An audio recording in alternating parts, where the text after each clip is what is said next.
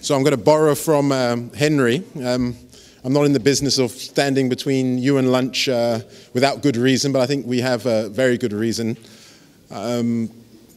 We, as Africa Investor, there are two sides to our business. We have the advisory and the investment side, and we have the media and the communications arm. And the media and the communications arm was established to really shed light on the success stories, open a balanced conversation around the challenges as well as the opportunities. And I think what's become apparent when we talk about Africa is, in some cases, the messenger is more important than the message, depending on how you perceive it. And it became evidently clear to us that the personalities that are really driving the investment climate and improving the flow of capital and explaining the risk, bringing their boards along, are not necessarily getting the right level of recognition in our opinion. So we try to conceive a way and a platform that can recognize outstanding individuals and institutions, and that's why we conceived the Pensions Industry Investment Leaders Awards. So today we're going to honor a colleague from the continent and international luminary in this particular field. And it's my great pleasure to call on two colleagues who know the two winners very well to present those particular awards. So I'm going to go straight to it now and call on Mr. Alexander Owinio, who will help us present the first African Pension Industry Leader Award. Thank you.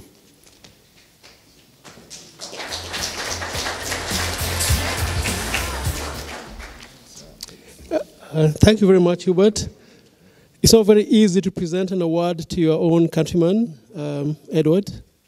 He's also a colleague. We worked together many times. I funded his organization through the Treasury. But let me just do it well. Edward's last posting before his current one, he was a tax collector, very strangely. Then he was our first CEO for the Retirement Benefit Authority.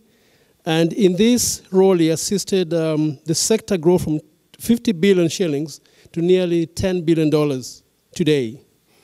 Edward has other achievements. I think one of the ones he's most proud about is he innovated a mobile pension product that is accessible through the mobile phone to address the informal economy. Edward also created a center of excellence for the RBA, where very many pensions supervisors would come in and look at what Kenya's done. And lastly, Edward chaired the IOPS, where the global supervisors gave him recognition. He leaves a strong RBA. We are very happy that he's recently joined AI to help us in our pensions reform. And we really want to thank him for his contributions throughout the years. So without much further ado, Edward, could you step forward?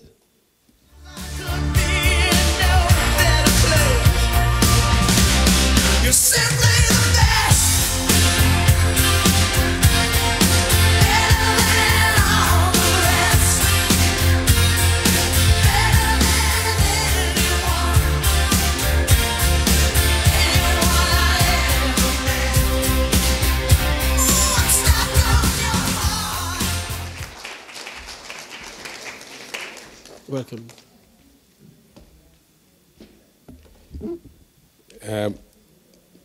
I don't want to take you to prison, so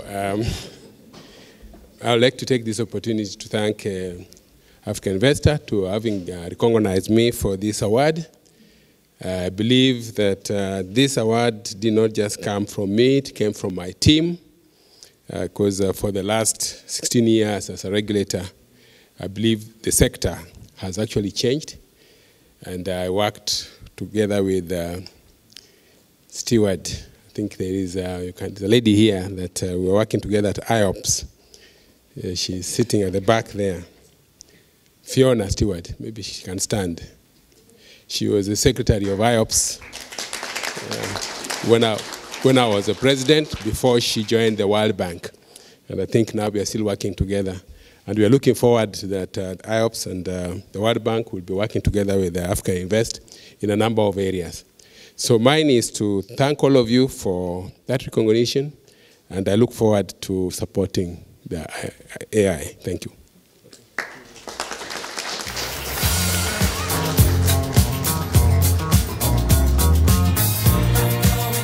now for our presenter for the International Award, if I can call Lionel Johnson, please, to come and present.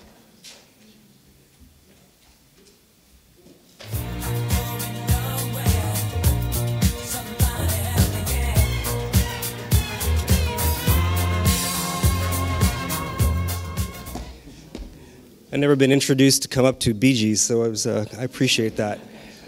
Thank you very much. It makes me feel young. First of all, Hubert, thank you very much for this opportunity to be with you today, and I look forward to the next panel that I have the pleasure of chairing. But as president of the Pacific Pension and Investment Institute, it is a particular honor for me to have followed one of my bosses all the way to Africa to present her an award. Teresa Whitmarsh, whom you heard from earlier this morning, is not only the executive director of the Washington State Investment Board, she's also a member of the Board of Trustees, Board of Directors of PPI, and a former chair of our board. So when she asked 6 months ago for me to attend this conference, she inspired my participation. And I'm so happy to see so many of our members here today.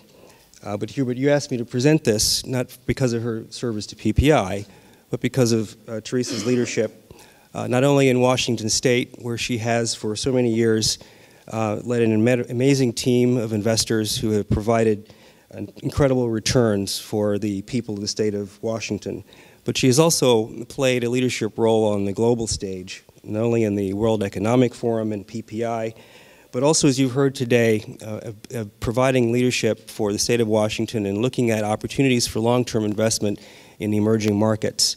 And today we are very honored at AI to present this leadership award to Teresa, not only for her leadership in the emerging markets, but for her inspiring and continuing to lead Washington State's focus on Africa, which you heard about earlier today. There are a few peers who could really say what she has said about investments in Africa. And I think that as we look to the future, the example set by Washington State Investment Board and Teresa's leadership should inspire all of us. And we look forward to many, many partnership opportunities with the continent and inspired by this example. So Teresa, I'd like you to come up.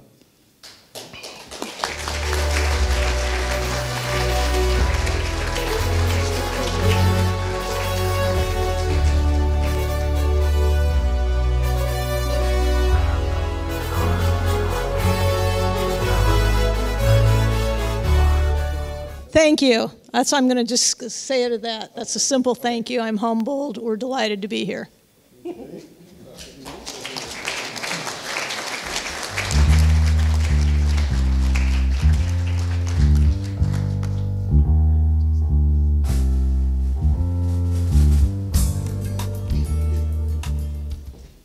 And now we can break for lunch. Any housekeeping, day chair? Nope. Okay. Bon appetit, and we'll see you back for the next exciting panel. Thank you. Doing business in Africa. You can't afford to be without Africa Investor.